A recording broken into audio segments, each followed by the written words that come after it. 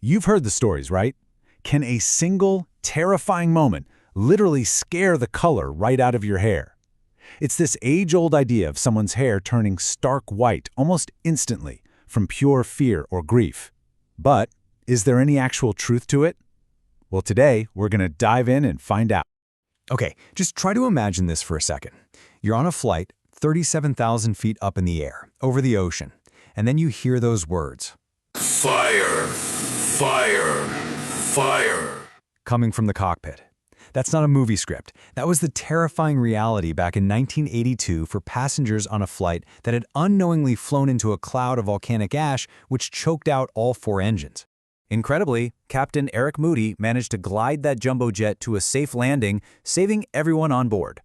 He was unbelievably calm during the crisis, but his body was telling a very different story. In the months that followed, he noticed his hair was starting to turn white, and in less than a year, it went from dark to completely, totally white. And here's the thing. Captain Moody's story isn't some one-off. It sounds an awful lot like legends from centuries ago. People said Sir Thomas More's hair went white right before his execution in 1535. And of course, there's the famous story of Queen Marie Antoinette, whose hair supposedly turned white the night before she met the guillotine. So what is really going on here? To get to the root of this, and yeah, pun intended, we've got to look at the basic science of how our hair gets its color in the first place. It's this really precise biological process that's happening deep down inside our skin. All right, so meet the main characters in this story. They're called melanocytes. The easiest way to think of them is as tiny little pigment factories. You have one at the base of every single hair follicle, and their only job is to churn out melanin. That's the stuff that decides if your hair is going to be black, brown, red, or blonde. So, the way we normally go gray is really just a story of supply and demand. Your body has this stash of melanocyte stem cells, which are constantly making new little pigment factories. Those factories produce the melanin, which then gets injected into your hair as it grows. But as we get older, that stash of stem cells starts to run low. Fewer factories mean less pigment, and that means your hair starts to grow in gray and then eventually white. The key thing to remember here is that this is normally a slow, gradual process. Okay, so if natural graying is this slow burn, how on earth do you explain that explosive, overnight whitening we hear about in those stories? Well, this is where things get really fascinating, because we're about to uncover a pretty amazing illusion. Believe it or not, science actually has a fancy name for this, kinesias subita. And the explanation, well, it has nothing to do with hair actually changing color. It has everything to do with hair falling out. So let's break this down. Myth versus reality. The myth is that a huge shock can somehow just bleach the color right out of the hair that's already on your head. But biologically speaking, that's just impossible. Once a strand of hair grows out, its color is locked in for good. The reality is that extreme stress can kick off a very specific kind of hair loss. It's a condition called alopecia areata, and it can be triggered by really severe stress. What happens is your own immune system gets confused and starts attacking your hair follicles. And this is the crucial part, it seems to prefer going after the dark pigmented hairs, so they fall out really fast all at once. The white or gray hairs that were already there, they get left behind. So you see, your hair didn't turn white overnight. It's just that all your colored hair fell out, and all you can see now are the white ones that were there all along. Okay, so that explains those super rare extreme shock stories. But what about something a little more relatable? You know, the slow, grinding pressure of a high-stress job. Or just going through a really tough time in life. Does that kind of chronic stress also turn us gray? I mean, the classic example you always hear about is US presidents. It's got to be one of the most stressful jobs on the planet. And we've all seen it happen, right?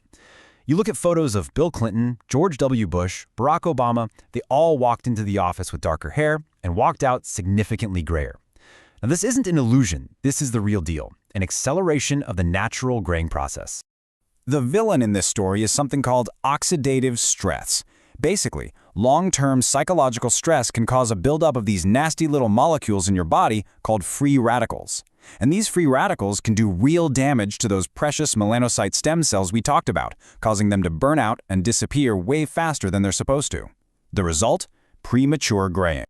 For decades, that's where the story ended. Sudden whitening was an illusion, and gradual graying was just a permanent, one-way street sped up by stress. But what if I told you there's a new chapter? A twist in the tale that scientists themselves didn't see coming?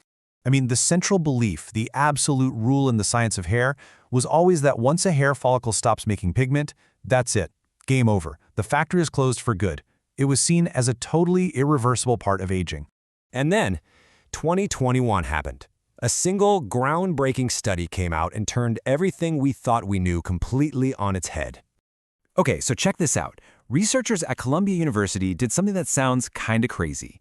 They took single hairs from volunteers and mapped the pigment all the way down the strand, almost like reading the rings of a tree. Then, they matched up these pigment maps with detailed stress diaries the volunteers had kept.